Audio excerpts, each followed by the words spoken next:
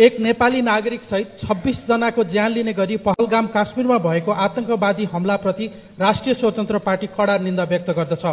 आतंकवादले कसैको पनि हित गर्दैन। पहलगाम आक्रमणपछि भारत र पाकिस्तान बीच तनावको स्थिति देखिएको छ। आफ्नो छिमेकी मात्र होइन, सार्कको अध्यक्षको नाताले यो क्षेत्रको शान्ति र स्थिरतामा नेपालको स्वाभाविक चासो हुनुपर्दछ।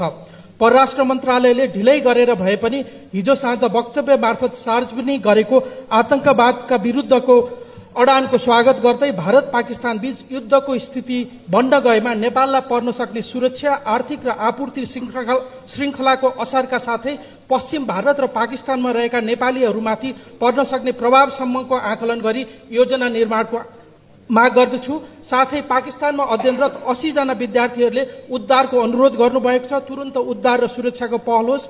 यो संसदलाई समग्र परिस्थितिको मूल्याङ्कन र नेपाल सरकारको तयारीबारे जानकारी गराउन रुलिङ होस् भनी माग गर्दछु। धन्यवाद।